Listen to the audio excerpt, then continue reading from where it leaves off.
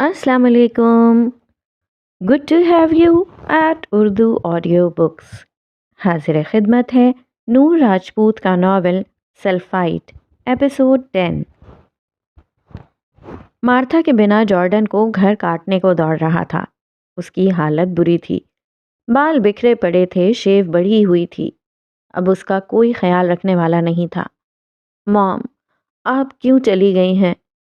खाली घर में उसकी आवाज़ गूंज कर रह गई थी। वो रो रहा था और फिर नम आंखें लिए अपने माँ के कमरे की तरफ बढ़ गया था। वो अब कुछ ढूंढ रहा था, कोई ऐसा सुराग जो उसे उस शख्स तक ले जाए जो उसकी माँ की मौत का जिम्मेदार था। उसे याद था मार्था अक्सर लकड़ी का बॉक्स खोले बैठी रहती थी।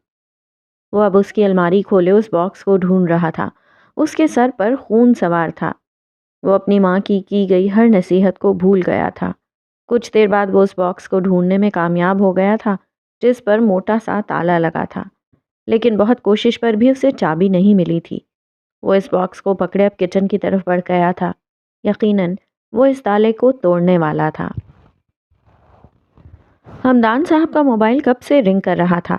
आसिया उलझनज़दा नज़रों से कभी मोबाइल तो कभी वॉशरूम के दरवाजे को देख रही थी जहां वो कपड़े बदल रहा था। कुछ देर बाद वो शलवार कमीज पहने बाहर निकले थे। आसिया बेगम को महसूस हुआ था जैसे वक्त उनको छूकर भी नहीं गुजरा था। वो आज भी उतने ही जवान नजर आ रहे थे जितने 22 साल पहले, बल्कि अब उसकी शख्सियत मजीद रोबदार हो गई थी।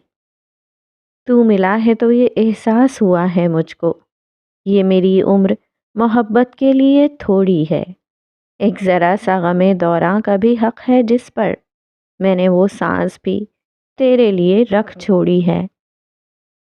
घबराने की ज़रूरत नहीं है आसी, अब ये तुम्हारा घर है, इसे तुमने ही संभालना है। वो शायद उसकी उलझन भांप गए थे। इससे पहले वो कुछ कहती, मोबाइल पर दोबारा रिंग हुई थी। मोबाइल की स्क्रीन पर हशाम जबील चमक रहा था। अस्सलामुअलैकुम अंकल। उनके फ़ोन उठाने पर दूसरी तरफ से आवाज़ उभरी थी। वालेकुम अस्सलाम, कैसे हो हशाम बेटा? वो फ्रेश फ्रेश से पूछ रहे थे। जी अंकल, अल्हम्दुलिल्लाह। आप सुनाएं, आप कैसे हैं? मैं बिल्कुल ठीक हूँ। सुनाओ बरखुरदार, कैसे याद किया मुझे?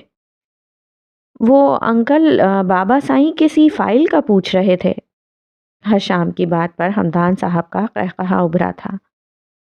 जिया जबील तुम्हें बिजनेसमैन बना कर दम लेगा हशाम, मुझे यकीन है। वो दिलचस्पी से कह रहे थे। बस अंकल, जितना मर्जी दूर रह लूँ, बाबा साईं फिर मुझे घसीट लेते हैं इस बिजनेस की दुनिया में। हशाम ने गहरी सांस लेते हुए बताया। चलो कोई बात नहीं, मैं फ्री होकर खुद बात करता हूँ तुम्हारे बाबा से, तुम परेशान मत हो।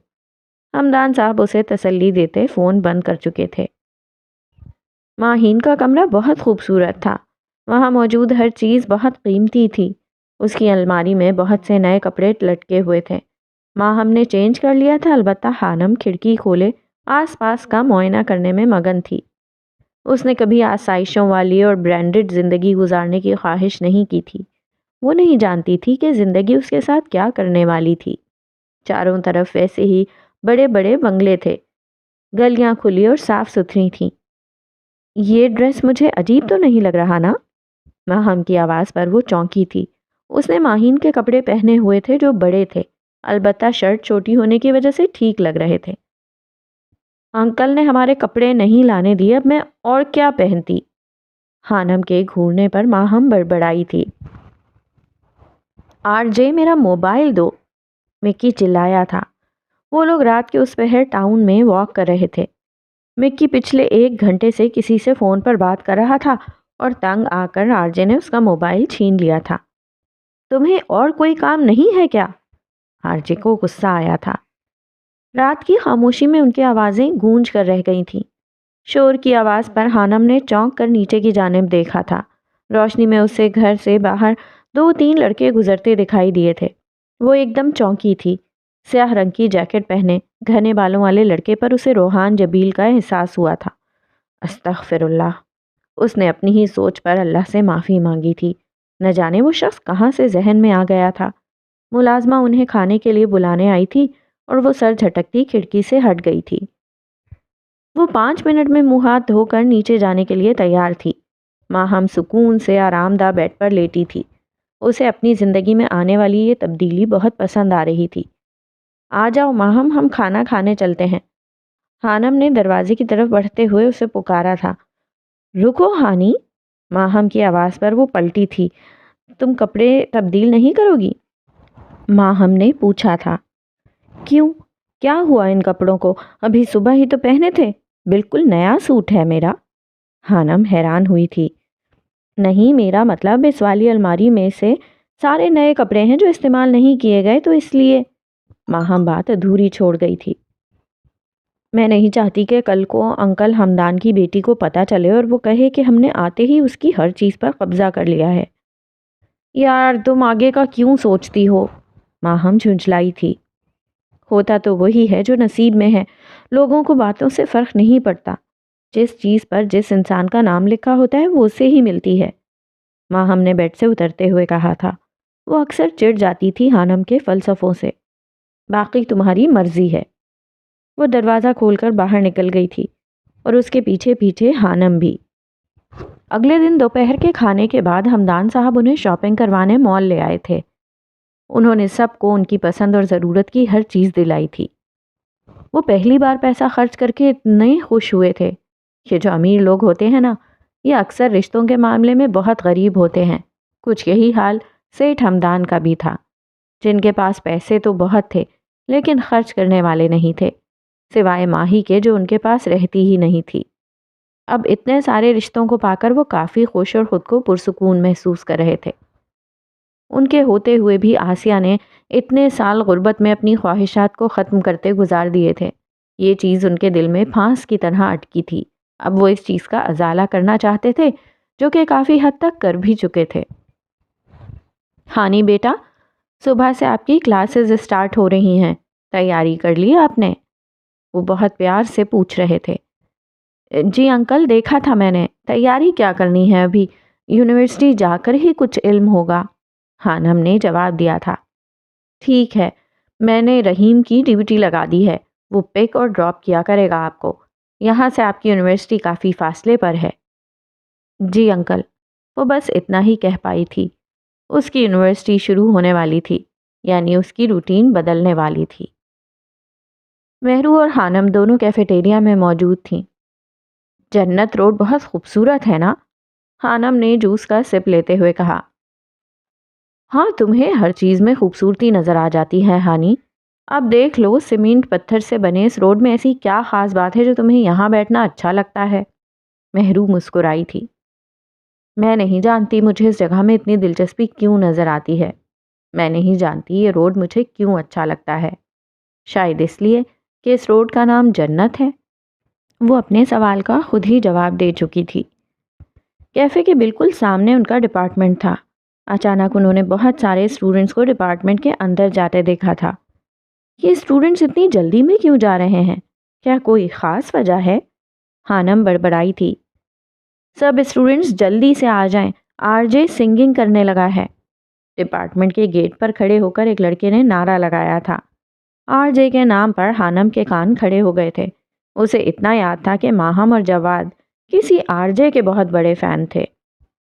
وہ دونوں بھی اسٹوڈنٹس کے پیچھے پیچھے ڈپارٹمنٹ میں داخل ہوئی تھیں۔ گیٹ سے اندر داخل ہونے پر دونوں طرف گراؤنڈ تھا۔ دائیں طرف اسٹوڈنٹس کا ایک ہجوم لگا ہوا تھا۔ ایک خوشگوار سی دھن ہانم کے کانوں سے ٹکرائی تھی۔ وہ بے خود سی اس ہجوم کی طرف بڑھتی چلی گئی تھی۔ ایکسکیوز می، تھوڑا سائڈ پر ہو جائیں پلیز۔ ہانم نے آر جے کے گرد گھیرا ڈالے اسٹوڈنٹ سے درخواست کی تھی۔ وہ اسے دیکھنا چاہتی تھی اور پھر پتھر سے بنے بینچ پر گٹار ہاتھ میں تھامے گنگناتے شخص کو دیکھ کر ہانم کو حیرت کا شدید جھٹکا لگا تھا۔ اسے ڈپارٹمنٹ کی پوری بلڈنگ اپنے اوپر گرتی ہوئی محسوس ہوئی تھی۔ روحان جبیل یہاں؟ وہ بڑبڑائی تھی۔ وہ ایک جھٹکے سے پیچھے ہوئی تھی۔ کالج میں ہونے والی ایک ایک بات اور آر جے سے ملاقات اس کی آنکھوں کے سامنے گھوم گئی تھی۔ وہ اسٹوڈنٹس کے ہجوم سے پیچھے ہٹتی جا رہی تھی۔ اس نے کبھی خواب میں بھی روحان جبیل سے دوبارہ سامنا کرنے کا نہیں سوچا تھا۔ ہانی، کہاں جا رہی ہو تم؟ ادھر آؤ جلدی۔ مہرو نے اسے پیچھے ہٹتے دیکھا تو کہا، لیکن وہ شاکڈ تھی۔ وہ واپس کیفے میں چلی گئی تھی۔ جو بہت شاندار اور جدید طرز کا نہیں بلکہ ایک عام سا اور سادہ سا کیفے تھا۔ اس کی خوبصورتی وہاں موجود درخت تھے، لمبے اور گھنے درختوں کے نیچے بنا یہ کیفے آنے والے کو اپنی طرف کھینچ لیتا تھا۔ کیفے کے بالکل سامنے جنت روڈ کے دوسری جانب ان کا ڈپارٹمنٹ تھا، molecular biology and molecular genetics, MMG۔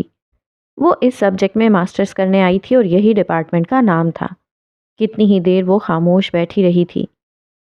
کیا اسے سب یاد ہوگا؟ کیا پھر وہ مجھ سے کوئی بدلہ لے گا؟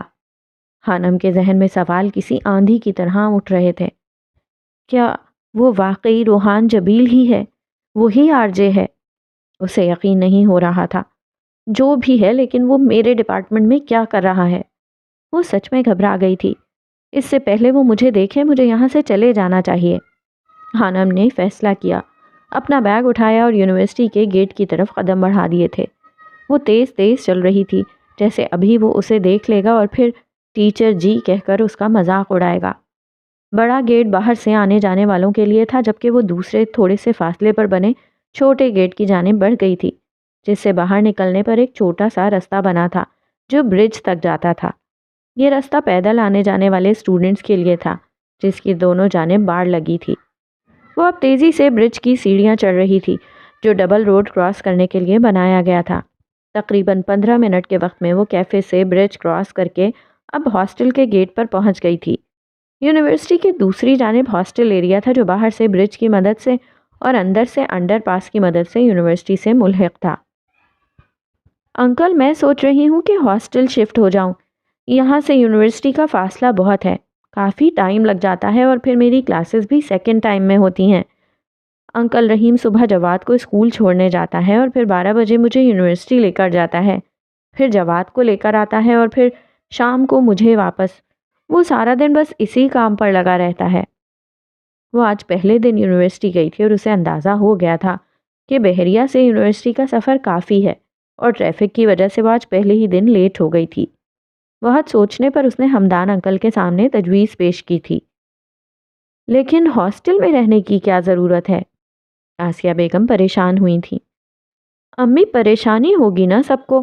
اب 1-2 دن تک ماہم کا رزلٹ آ جائے گا، پھر اس کا ایڈمیشن ہوگا۔ ڈرائیور انکل کس کس کو پک اینڈ ڈراپ کی سروس دیں گے، اور پھر میری کلاسز بھی شام تک ہوتی ہیں، باقاعدگی سے ہوتی بھی نہیں ہیں۔ خانم نے تفصیل سے جواب دیا تھا۔ ہمدان انکل گہری سوچ میں تھے۔ لیکن بیٹا، ہاسٹل میں تو کافی مشکل ہوگی نا، وہاں کا رہن سہن، ماحول اور پھر کھانا پینا۔ وہ بھی فکر مند نظر آ رہے تھے۔ انکل، میں سنبھال لوں گی سب۔ اب ایڈمیشن لیا ہے تو مشکلات بھی تو برداشت کرنی پڑیں گی نا۔ وہ مسکرائی تھی۔ ایک بار پھر سوچ لیں۔ جی انکل، میں نے سوچ سمجھ کر ہی فیصلہ کیا ہے۔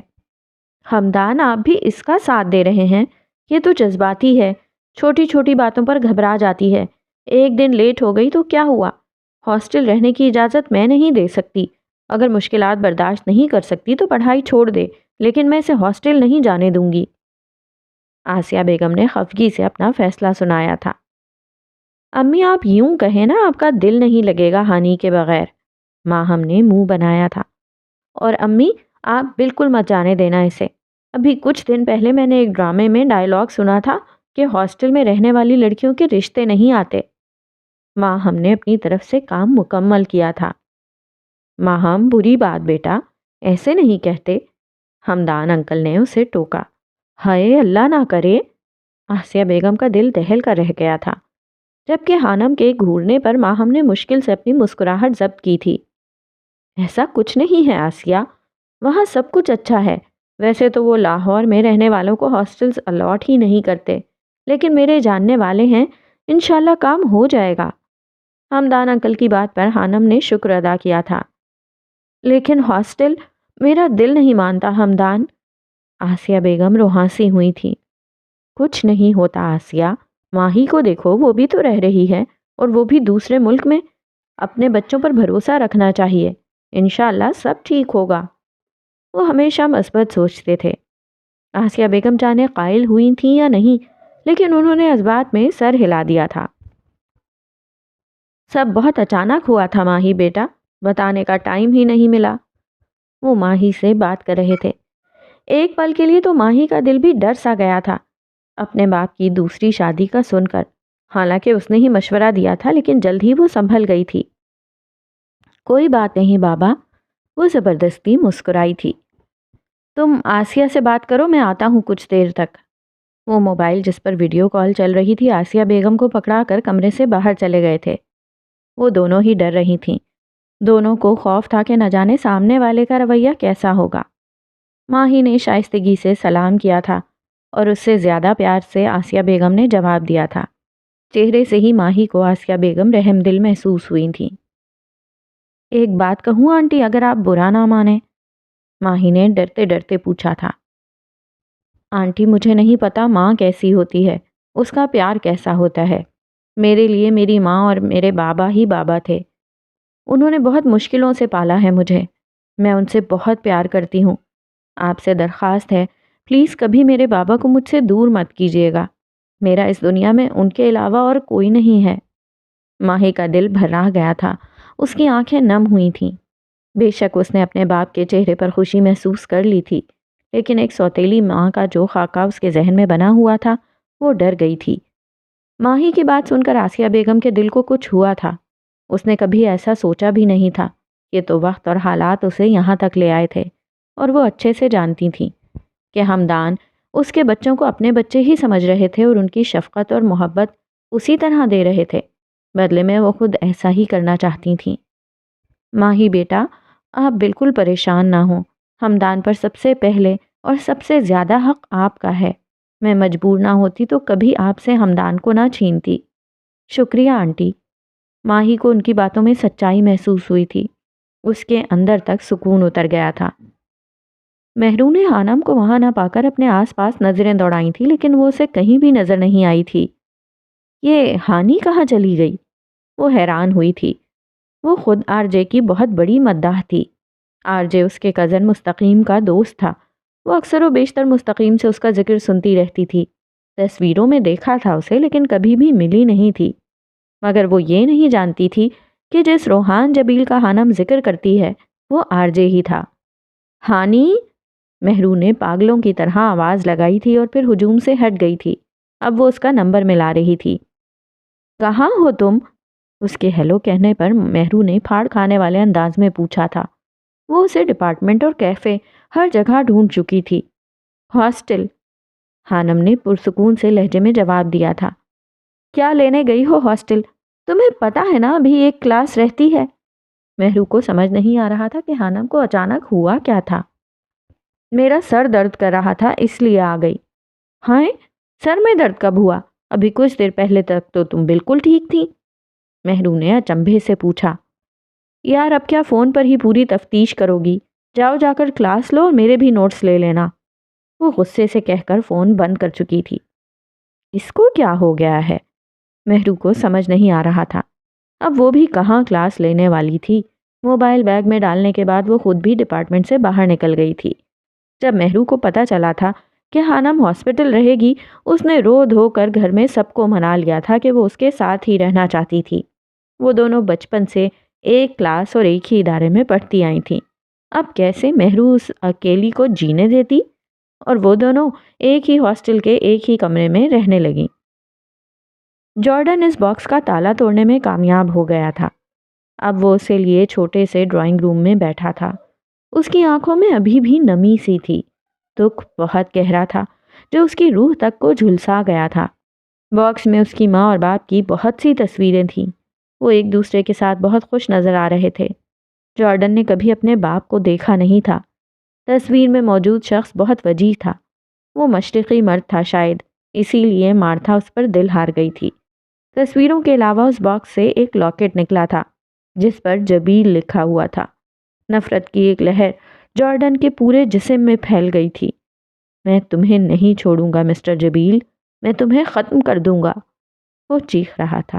وہ پاگل ہو گیا تھا۔ ہاں، پاگل، اپنی ماں کے دکھ میں۔ یار میں پوچھ سکتی ہوں کہ ایسی کیا آفات آ گئی تھی جو تم یوں ڈپارٹمنٹ سے بھاگ آئیں؟ مہرو نے بیگ کو بیڈ پر پٹکتے ہوئے سکون سے بیٹھی حانم سے پوچھا۔ ویسے ہی مجھے بھوک لگی تھی۔ کیا تم پاگل ہو ہانی؟ महरूज की मंतक पर हैरान रह गई थी। तुम्हें क्या आफत पड़ी थी जो मेरे पीछे पीछे भाग आई हो? हानम ने उल्टा सवाल किया। क्योंकि तुम वहां से चली आई थी, मैं इसलिए आ गई। तो मैं भी इसीलिए आ गई थी कि वहां पर वो आ गया था। वो कौन? महरूज की बात पर चौंकी थी। वही रोहान जबील मनहूस। हानम ने मोबाइल को पटकते हुए कहा। कौन रोहान जबील? महरू हैरान थी। उसे नहीं पता था कि आरजे ही रोहान जबील था, जैसे हानम को नहीं पता था कि रोहान जबील ही आरजे था। वो ही तुम्हारा क्रश आरजे। हानम ने जले कटे लहजे में जवाब दिया था। क्या सच में? महरू को लगा था जैसे कोई धमाका हुआ हो। उसे याद आया था रोहान जबील जिसने कॉलेज में हानम की नाक में दम कर दिया था। उफ, क्या वाकई, क्या आरजे ही रोहान जबील है? वही रोहान जो कॉलेज में था? हाँ वो ही। हानम को कोफ्त हुई थी। कसम खाओ। महरू का गुस्सा रफू चक्कर हो गया था। अब वो दिलचस्पी से पूछ रही थी।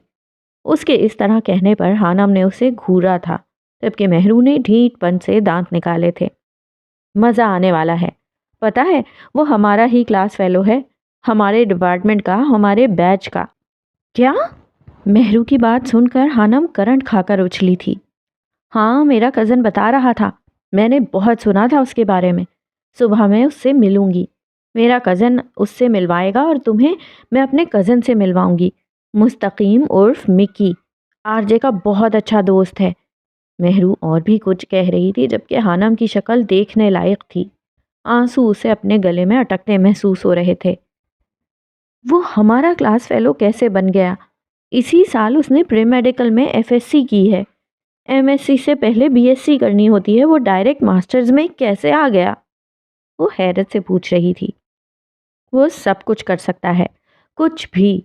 जितना मैंने सुना है उसके बारे में, मुझे नहीं लगता कि उसके लिए मुश्किल होगा एडमिशन लेना। कोई ना कोई जुगाड़ लगा लिया होगा। महरू अपनी धुन में कह रही थी। वो नहीं जानती थी कि कॉलेज में आरजे ने हानम के साथ क्या किया था। हानम ने उसे कुछ नहीं बताया था। उसने हानम के चेहरे पर गौर नहीं किया था, जिस पर परेशानी वाज़े थी। कैसी हैं आप बीजान? और बाबा साईं कैसे हैं? हशाम ने गाड़ी पार्क की और बाहर निकलते हुए कान से फ़ोन लगाए बीबी जान से पूछा था। मैं ठीक हूँ बेटा। तुम्हारे बाबा पिछले 3 दिन से बिजनेस टूर पर गए हुए हैं। मेरा फ़ोन नहीं उठाया और ना ही खुद कॉल की है, बीजान अफसुर्दगी से कह रही थी। उनके लहजे में दुख महसूस करके हशाम का दिल दुखा था। एक बात पूछूं आपसे बीजान? हशाम ने मॉल में दाखिल होते हुए पूछा था। वो कुछ ज़रूरी चीज़ें लेने आया था। हाँ पूछो बेटा। बीजान, बाबा साईं आपसे इतनी मोहब्बत क्यों नहीं करते जितने छोटे बाबा साईं, यानी हैदर जबील, जिन्हें सब लोग शाह जबील कहते थे, छोटी माँ यानी आयशा जबील से करते थे? उनके इस दुनिया से जाने के बाद भी छोटे बाबा साईं ने दूसरी शादी नहीं की। वो अब तक उन्हें चाहते हैं। और एक मेरे बाबा साईं हैं जिन्हें आपकी ज़्यादा फिक्र नहीं होती। जिस सवाल से बी जान डर रही थी कि उनकी औलाद उनसे वो सवाल ना कर ले, वो सवाल आज हशाम के लबों पर आ ही गया था। बी जान का दिल दुख से भर गया था। वो ज़िया जबील की पसंद नहीं थी। वो उनसे उम्र में बड़ी थी। बी जान से शादी ज़िया जबील ने अपने ख़ानदान की रवायात के लिए की थी। उनके ख़ानदान में लड़के और लड़कियों की शादी सैयद ख़ानदान में ही की जाती थी। नहीं तो? ऐसी बात नहीं है बेटा। वो मुझसे बहुत प्यार करते हैं और ख्याल भी रखते हैं। बीजान ने झूठ बोला था। अच्छा मुझे कुछ काम है, हम फिर बात करते हैं। वो हशाम की बात सुने बिना ही फ़ोन बंद कर चुकी थी। हशाम एक गहरी सांस लेकर रह गया था। वो सर झटक कर कुछ एक चीज़ें चेक करने शेल्फ की तरफ बढ़ा था जब अचानक चौंका। उससे कुछ फासले पर एक लड़की सफ़ेद स्कार्फ से हिजाब किए खड़ी थी। उसके चेहरे का रुख दूसरी जानिब था। हशाम ठिठका था। उसे सफ़ेद दुपट्टा ओढ़े कॉलेज के एक कमरे में बैठी उम्मे हानम याद आ गई थी। वो बेख्तियार ही उस लड़की की जानिब बढ़ा था। एक्सक्यूज़ मी, हशाम ने पुकारा था। लड़की ने मुड़ कर देखा था और फिर अपने सामने खड़े शख्स को देखकर वो हैरान रह गई थी। हशाम जबील? माही का मुंह हैरत से खुल गया था और शशोपन में मुब्तला अपने दुश्मने जान को तकने लगी थी। कभी खुद को खुद से झगड़ते देखा। کبھی شب تنہائی میں خود کو تڑپتے دیکھا، روئے اتنا کہ دامن بھگو دیا آنسوؤں سے، تو کبھی روتے روتے خود کو مسکراتے دیکھا، کبھی ناراض ہوئے خود سے اتنا کہ مر جانا چاہا، تو کبھی آئینے میں خود کو مناتے دیکھا، کبھی مسکرانے لگے دیکھ کر تصویر تیری، تو کبھی آنسوؤں میں خود کو ڈوبتے دیکھا، کبھی جنون عشق میں لکھ دیا نام تیرا دیواروں پہ، تو کبھی بے بسی میں تیرا نام خود کو مٹاتے دیکھا، کبھی بہت تڑپا میں تیری یاد کے عالم میں، تو کبھی تجھے یاد کر کے خود کو بہلاتے دیکھا۔ اتنا سب ہونے کے بعد فقط ایک تجربہ ہوا حاصل، تیرے بعد جب بھی دیکھا تو خود کو سنبھلتے دیکھا۔ اگلے دن ہانم خود کو بہت پرسکون کر کے ڈپارٹمنٹ گئی تھی۔ اس نے خود سے عہد کیا تھا کہ وہ آر جے کو پہچانے گی نہیں، اور اسے بھی میں یاد نہیں ہوں گی۔ ہانم نے خود کو تسلی دی تھی۔ وہ دونوں ابھی ڈپارٹمنٹ سے کچھ فاصلے پر تھیں جب دوسری جانب سے اچھلتے کودتے ڈپارٹمنٹ کی طرف آتے مکی کی نظر مہرو کے ساتھ چلتی ہانم پر پڑی تھی۔ وہ دنگ رہ گیا تھا۔ وہ ایک جھٹکے سے رکا تھا۔ اسے اپنی آنکھوں پر یقین نہیں آ رہا تھا۔ مہرو کے ساتھ جو لڑکی تھی، کیا وہ واقعی وہی تھی جسے وہ جانتا تھا؟ وہ 100% وہی تھی۔ ہانی؟ مکی نے زیر لب دہرایا تھا۔ اس نے کبھی خواب میں بھی نہیں سوچا تھا کہ وہ ہانی کو یوں اپنے سامنے دیکھے گا۔ مکی؟ مہرو کی آواز پر اس کا سکتہ ٹوٹا تھا۔ مکی ہانم کو اپنے ساتھ لیے اسی کی طرف بڑھ رہی تھی۔ کہاں گم ہوتے ہو تم مکی؟ اس سے ملو، یہ میری سب سے پیاری دوست ہے، ہانم عرف ہانی۔ اصل جھٹکا تو مکی کو اب لگا تھا۔ اسے محسوس ہوا تھا کہ اس کے کانوں نے کچھ غلط سنا ہو۔ ہانم؟ یہ نام وہ کتنی مرتبہ آر جے کے منہ سے سن چکا تھا۔ اس کے فرشتوں کو بھی خبر نہیں تھی کہ ہانی ہی ہانم تھی۔ اور ہانی، یہ میرا کزن ہے، مستقیم عرف مکی، سب اسے مکی ہی بلاتے ہیں۔ السلام علیکم۔ ہانم نے مسکرا کر سلام کیا تھا۔ اسے وہ لڑکا حلیے سے تھوڑا عجیب لگا تھا۔ مکی نے ہاتھ بڑھا کر اپنی پیشانی پر آئے پسینے کو صاف کیا تھا۔ اگر آر جے کو پتہ چل گیا کہ… اس سے آگے وہ سوچ نہیں سکا تھا۔ مجھے کچھ کام ہے، میں آتا ہوں۔ وہ بنا سلام کا جواب دیے واپس پلٹ گیا تھا۔ مکی، بات سنو، تم آر جے سے ملنے آئے ہوگے نا؟ پلیز مجھے اس سے ملوا دو۔ مہرو چلائی تھی، لیکن وہ تیز تیز قدم اٹھاتا اسٹوڈنٹس کے ہجوم میں غائب ہو گیا تھا۔ تمہیں کیا ضرورت ہے آر جے سے ملنے کی؟ ہانم کا موڈ بگڑا تھا۔ ویسے ہی یار دل کر رہا تھا، آر جے کون سا روز ڈپارٹمنٹ آتا ہے؟ کل آیا تھا اتنے دنوں میں، آج پتہ نہیں وہ آئے گا یا نہیں۔ مہرو اس سے ملنا چاہتی تھی جبکہ ہانم نے اس کی خواہش پر افسوس کیا تھا۔ حشام آپ؟ ماہی کو یقین نہیں آ رہا تھا کہ اس کے سامنے حشام جبیل کھڑا تھا، اور تو اور اس نے خود ہی ماہی کو مخاطب بھی کیا تھا۔ معاف کیجیے گا، میں کوئی اور سمجھا تھا۔ وہ معذرت کرتا پلٹ گیا تھا۔ بات تو سنیں حشام۔ وہ اس کے پیچھے لپکی تھی، البتہ دل ایک دم ڈوب کر ابھرا تھا جب حشام نے کسی اور کا ذکر کیا تھا۔ پچھلے کچھ دنوں سے ماہی کے سر میں درد رہنے لگا تھا اور بال بھی روکھے سے ہو رہے تھے۔ آسیہ بیگم نے اسے 3-4 آئل کو مکس کر کے بالوں میں لگانے کو کہا تھا۔ اس وقت اس نے وہی کام کیا ہوا تھا۔ ایلا کو کچھ چیزیں لینی تھی، وہ ماہی کو زبردستی اٹھا لائی تھی اور ماہی نے بالوں کو باندھ کر گلے میں لٹکا سفید اسکارف سر پر حجاب کی طرح چپکے سے لے لیا تھا، جس پر حشام دھوکا کھا گیا تھا۔ آپ یہاں کسے ڈھونڈ رہے تھے؟ ماہی نے اس کے پیچھے چلتے ہوئے پوچھا تھا جبکہ حشام کو کوفت ہوئی تھی۔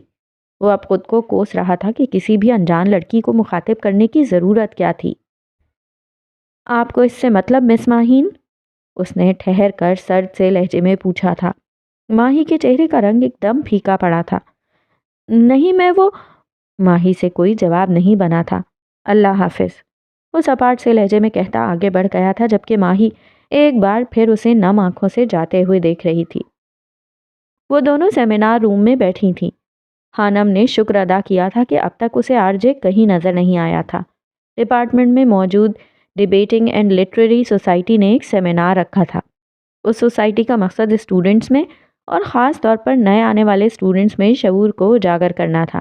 یہ سوسائٹی ڈپارٹمنٹ میں ہر ہفتے میں ایک بار سیمینار کرواتی تھی جہاں اسٹوڈنٹس کو بولنے کا موقع دیا جاتا تھا۔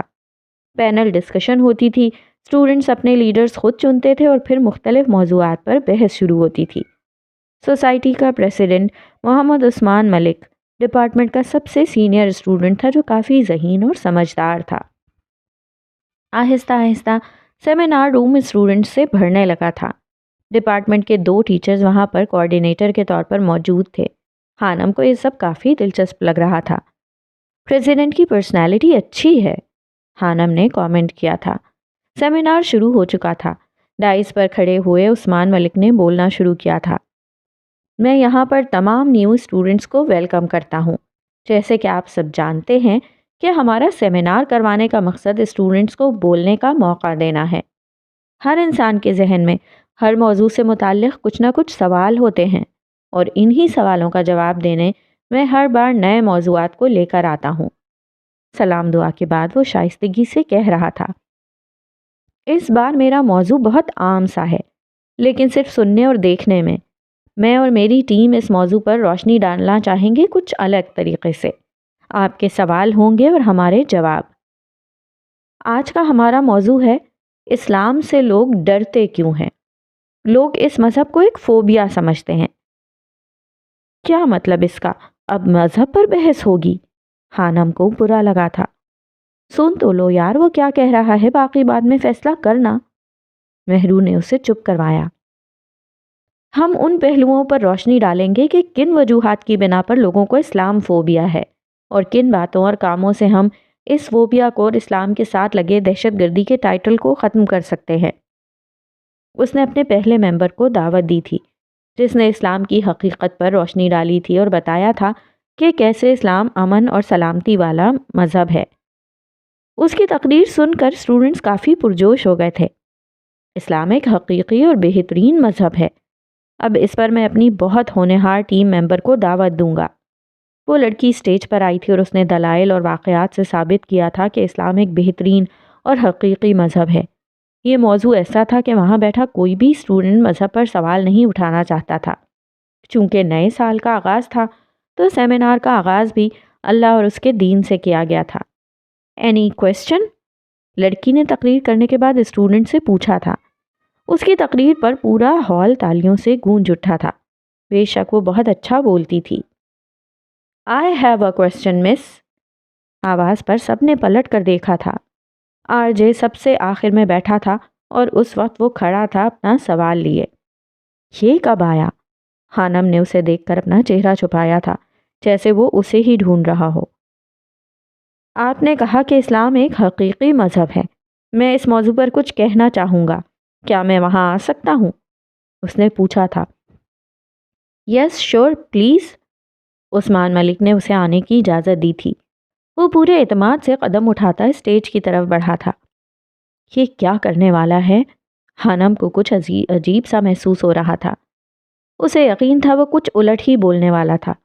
ڈائس پر پہنچنے کے بعد آر جے نے اپنا موبائل سامنے نظر آتی اسکرین یعنی پروجیکٹر سے اٹیچ کیا تھا۔ اچانک اسکرین پر ایک بحری جہاز نظر آنے لگا تھا۔ وہاں بیٹھا ہر اسٹوڈنٹ حیران تھا۔ سب دلچسپی سے اسے دیکھ رہے تھے۔ وہ نہیں جانتے تھے کہ اس جہاز کا مذہب سے کیا تعلق تھا۔ اب وہ ڈائس سے اسٹیج کی طرف چلا گیا تھا۔ یہ جو آپ ایک بحری جہاز دیکھ رہے ہیں نا، یہ آپ کو پاگل کر سکتا ہے۔ آر جے نے بولنا شروع کیا تھا۔ اسٹوڈنٹس توجہ۔ اب میں آپ کو ایک معمہ بتانے لگا ہوں جس نے گزشتہ 2000 برس سے انسانی دماغ کو پلپلا کیے رکھا ہے۔ جوں جوں دماغ کی وسعت بڑھتی جا رہی ہے، اتنا ہی یہ معمہ دہی بناتا جا رہا ہے دماغ کی۔ آپ بھی سنیے اور دماغ کے پیچ ڈھیلے کیجیے۔